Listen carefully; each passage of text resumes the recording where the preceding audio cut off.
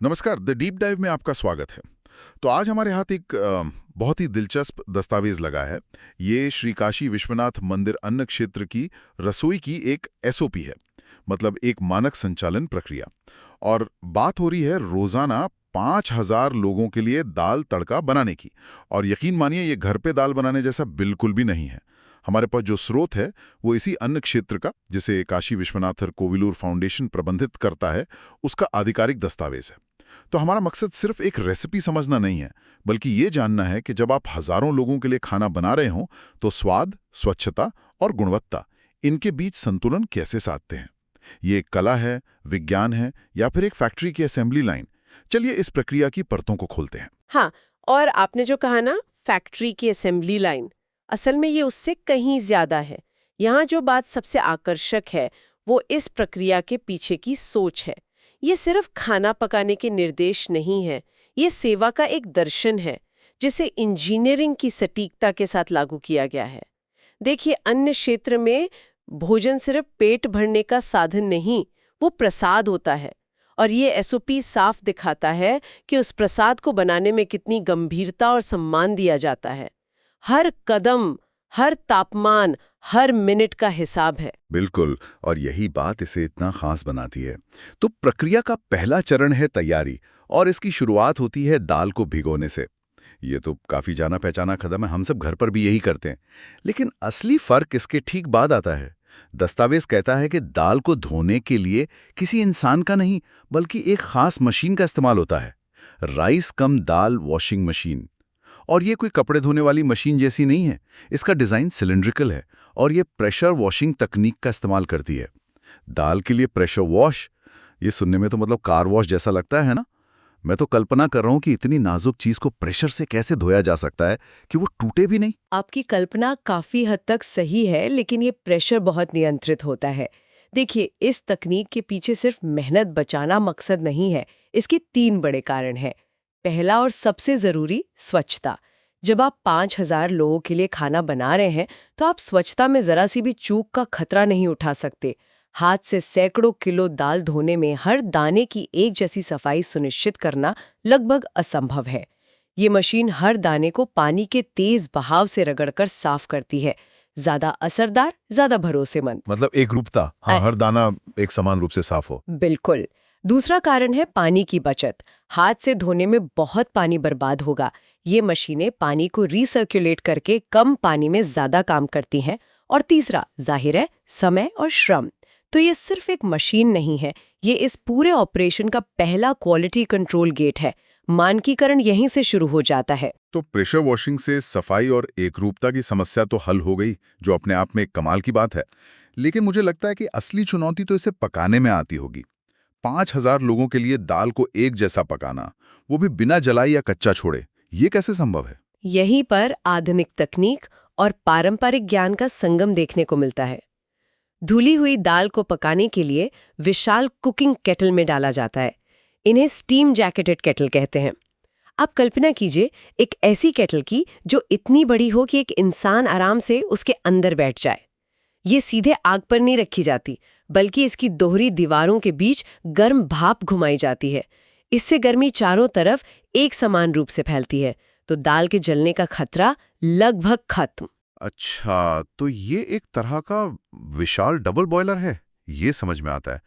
लेकिन यहीं पर इस दस्तावेज का सबसे चौंकाने वाला हिस्सा आता है। एसओपी में साफ लिखा है कि दाल को सिर्फ 90% तक पकाया जाता है, पूरा नहीं। ये बात मुझे थोड़ी अजीब लगी। मतलब दाल को अधूरा क्यों पका रहे हैं? मुझे तो लगा शायद ये ऊर्जा बचाने का कोई तरीका है या कुछ और। ऊर्जा की बचत एक छोटा फायदा हो सकता है, लेकिन असली वजह कहीं ज्यादा वैज्ञानिक है। और उसका सीधा संबंध दाल के टेक्सचर यानी उसकी बनावट से है। इसे पेशेवर दुनिया में स्टेज्ड कुकिंग या चरणबद्ध तरीके से पकाना कहते हैं। स्टेज्ड कुकिंग, ये क्या होता है? इसका मतलब है कि आप मुख्य चीज को अंतिम चरण के लिए लगभग तैयार रखते हैं और फिर फिनिशिंग टच देते हैं ताकि कुछ भी ज्यादा न पके। अब आप सोचिए, अगर आप दाल को पहले ही 100% पका देंगे तो क्या होगा? उसके बाद आप उसमें खौलता हुआ गर्म तड़का डालेंगे और फिर उसे कुछ देर और उबालेंगे ताकि स्वाद मिल जाए। इस प्रक्रिया में वो पूरी तरह पकी हुई दाल एकदम लेई बन जाएगी, उसके दाने घुल जाएंगे। ओह, तो ये दाल के दाने को साबुत और खिला खिला रखने की तरकीब है, ताकि परोसते समय वो दलिया ना लगे। तो इसका मतलब ये हुआ कि वो स्वाद और दिखने, मतलब फ्लेवर और प्रेजेंटेशन, दोनों को बराबर महत्व दे रहे हैं। आपने बिल्कुल सही पकड़ा।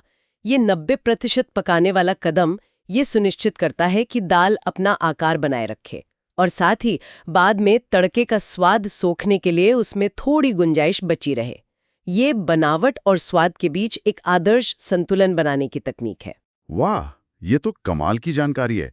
मतलब काशी विश्वनाथ मंदिर की रसोई में वही सिद्धांत इस्तेमाल हो रहा है जो एक इटालियन रेस्टोरेंट में पास्ता बनाने में होता है। अब आते हैं उस हिस्से पर जहां असली जादू होता है, तड़का। दस्तावेज कहता है कि तड़का एक अलग विशाल कढ़ाई में बनाया जाता है, सीधे दाल वाली केटल में नहीं। मुझे हमेशा लगता था कि यह सिर्फ सुविधा के लिए होता होगा। एसओपी में लिखा है कि कढ़ाई में देसी घी को पूरी तरह से उबाला जाता है और फिर उस खौलते घी में मसाले डाले जाते हैं। इस पूरी तरह उबालने पर खास जोर क्यों है? सीधे केटल में ही घी और मसाले क्यों नहीं डाल देते? ये सवाल बहुत अच्छा है और इसका जवाब स्वाद के विज्ञान में छिपा है। मसालों का असली स्वाद और उनकी खुशबू तेल या घी में घुलनशील यौगिकों में कैद होती है। जब आप मसालों को बहुत ज्यादा गर्म घी में डालते हैं तो वो गर्मी उन यौगिकों को तेजी से बाहर निकालती है। इस प्रक्रिया को ब्लूमिंग या टेम्परिंग कहते हैं। इससे मसालों का स्वाद 10 गुना तक बढ़ जाता है। तो तापमान सबसे जरूरी है? हाँ, तापमान ही सब कुछ है। उन विशाल स्टीम जैकेटेड केटल्स में घी को उस चरम तापमान तक गर्म करना बहुत मुश्किल और शायद जोखिम भरा भी हो सकता है। भाप से मिलने वाली गर्मी फैली हुई होती है, तीव्र नहीं। जबकि एक अलग कढ़ाई में आप सीधे आग पर घी को उस सटीक तापमान तक गर्म कर सकते हैं जो एक परफेक्ट तड़के के लिए चाहिए। यस, कंपोनेंट बेस्ड कुकिंग का एक बेहतरीन उदाहरण है। कंपोनेंट बेस्ड कुकिंग, ये भी एक और नया शब्द है। इसका मतलब है कि आप डिश के हर हिस्से को अलग-अलग सबसे बेहतरीन तरीके से तैयार करते हैं और फिर अंत में उन्हें मिलाते हैं। जैसे एक कार फैक्ट्री में इंजन कहीं और बनता है, बॉडी कहीं और फिर उन्हें असेंबल किया जाता है। यहाँ दाल एक कंपोनेंट है जिसे परफेक्ट टेक्सचर तक पकाया गया है। तड़का दूसरा कंपोनेंट है जिसे परफेक्ट स्वाद के लिए तैयार किया गया है। जब आप इन दोनों परफेक्ट कंपोनेंट्स को मिलाते हैं तो अंतिम उत्पाद के खराब होने की गुंजाइश न के बराबर रह जाती है। ये तो स्वाद की गारंटी देने जैसा है। मतलब हर बार, हर दिन 5000 लोगों के लिए बनने वाली दाल का स्वाद एक जैसा ही रहेगा। ये जानना वाकई कमाल है। अब हम आते हैं प्रक्रिया के अंतिम चरण पर।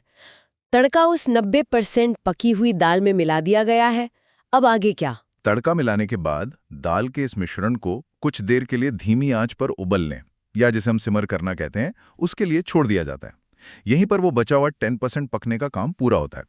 इस धीमी प्रक्रिया में दाल के दाने टूटते नहीं हैं, बल्कि धीरे धीरे तड़के के स्वाद और खुशबू को अपने अंदर सोख लेते हैं।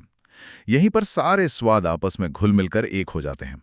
और अब इस एसओपी का मेरा सबसे पसंदीदा हिस्सा आता है। जब प्रक्रिया पूरी हो जाती है तो तैयार दाल को परोसने के लिए डाउनलोड किया जाता है। जी हाँ, डाउनलोड। मुझे ये शब्द इतना अनोखा और अप्रत्याशित लगा। खाना परोसने के लिए डाउनलोड शब्द का इस्तेमाल, ये किसी सॉफ्टवेयर अपडेट या फैक्ट्री की प्रोडक्शन लाइन जैसा लगता है ना? है ना? पर यह शब्द ही इस पूरी प्रक्रिया के दर्शन को बयां करता है। डाउनलोड शब्द ये दिखाता है कि ये कितनी मानकीकृत और व्यवस्थित प्रक्रिया है। ये सिर्फ खाना बनाना नहीं है, ये एक प्रोडक्शन सिस्टम है जहां हर कदम पहले से तय है, हर मात्रा नपी तुली है। ये शब्द किसी भी तरह की अस्पष्टता या गलत फहमी को खत्म कर देता है। मतलब डालने का लो कहने की बजाय डाउनलोड करो कहने से ये स्पष्ट हो जाता है कि केटल से दाल निकालने का भी एक तय तरीका है, कोई अंदाजे का काम नहीं है। बिल्कुल। ये इस पूरे ऑपरेशन के पैमाने और इसकी सटीकता पर जोर देता है। ये बताता है कि प्रक्रिया का अंत हो चुका है और उत्पाद अब अगले चरण यानी वितरण के लिए तैयार है। ये रसोई और इंजीनियरिंग की भाषा का संगम है जो ये सुनिश्चित करता है कि सिस्टम बिना किसी गड़बड़ी के चलता रहे। तो इस पूरी गहरी पड़ताल का क्या मतलब है? हमने देखा कि कैसे 5000 लोगों के लिए दाल तड़का बनाना घर पे बनाने से कहीं ज्यादा जटिल, वैज्ञानिक और सुनियोजित काम है। यहाँ पारंपरिक स्वाद जैसे देसी घी का तड़का और आधुनिक इंजीनियरिंग जैसे प्रेशर वॉशर और स्टीम जैकेटेड केटल का एक अद्भुत संतुलन है। हाँ, इसके मुख्य टेकअवेज यही हैं कि इतने बड़े पैमाने पर हर कदम के पीछे एक स्पष्ट उद्देश्य होता है। चाहे वो दाल को 90% तक पकाना हो ताकि उसकी बनावट बनी रहे, या तड़के को अलग से बनाना हो ताकि स्वाद उत्तम हो, या फिर डाउनलोड जैसे शब्द का इस्तेमाल हो ताकि प्रक्रिया में कोई भ्रम न रहे। यह एसओपी दिखाता है कि सेवा की भावना को विज्ञान और प्रक्रिया के साथ जोड़कर कैसे हजारों लोगों तक उच्च गुणवत्ता वाला भोजन पहुंचाया जा सकता है। और ये सब कुछ निशुल्क भोजन सेवा यानी अन्न क्षेत्र के हिस्से के रूप में होता है।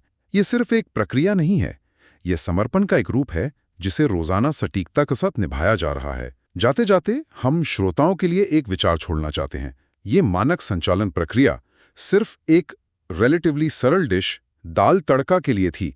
जरा सोचिए, इसी रसोई में किसी ज्यादा जटिल व्यंजन जैसे शाही पनीर या खीर के लिए एसओपी कैसा होगा? उसमें कितने चरण होंगे, कितने क्वालिटी चेक होंगे? और एक बड़ा सवाल ये भी है कि किसी प्रक्रिया को इस तरह मानकीकृत करने से खाना पकाने की कला पर क्या असर पड़ता है? खासकर जब हजारों लोगों की सेवा की बात हो, तो किस बिंदु पर इंजीनियरिंग वाली सटीकता किसी शेफ के व्यक्तिगत स्पर्श से ज्यादा महत्वपूर्ण हो जाती है?